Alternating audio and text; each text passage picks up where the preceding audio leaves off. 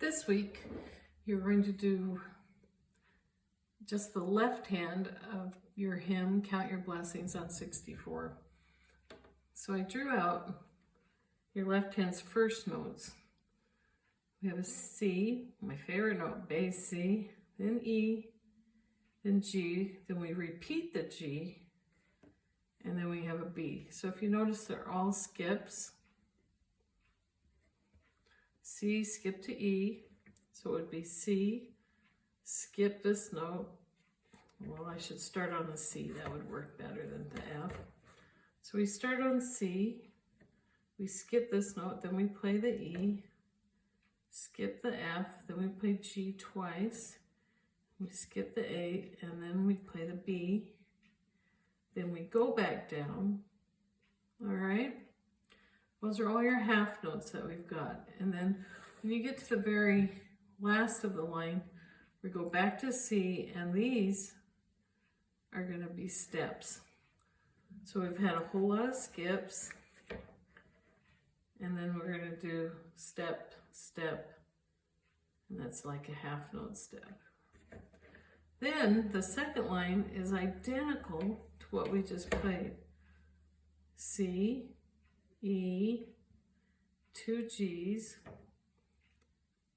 then a B, back to the G, and this time you're going to do something tricky, and I'll show that to you.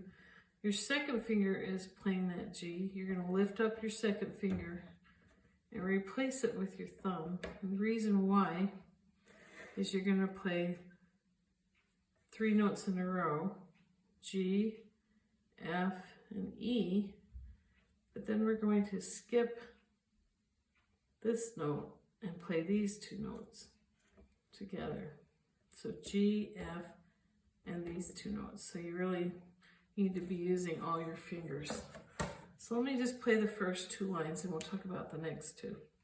So we start with a C, then I just skip my D, and here's my 2 G's, then I skip that note, I go back to G, then I have to kind of reach to the C and play 3 notes in a row.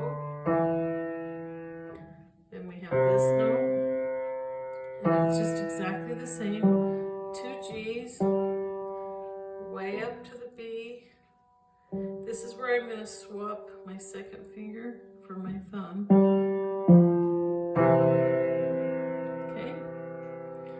Then, what's super great is when we get the third line, we just played this C and E. You're going to play it again at the C and E. So let's pretend this is the third line.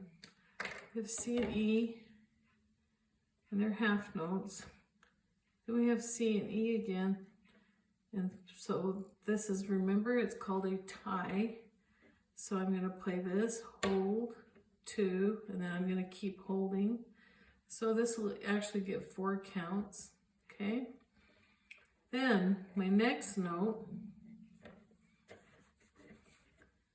is the G. So we started with this C and E that was tied, right? And then your next note is this G. So if I put them all together, it will be that C chord we've been talking about in class. So the bottom 2 notes of the chord play, and we give it 4 counts, 1, 2, 3, 4. Then the top note, and it only gets 2 counts. Then our next notes will be none of these notes we've been playing. It's not C, E, or G. So first you play C and E together, then you play the G, and now we're done with those. We're going to play D, which is this line, but then we're going to play G again. So we're going to skip 2 notes, and you're going to play that G. And then at the end of line 3, we've already done this. At the end of line 1, we're going to play C, D, and E. Only, yeah, it's a half note. Let me write that better. C, D, and E. So you do that. Then our last line, we're going to start with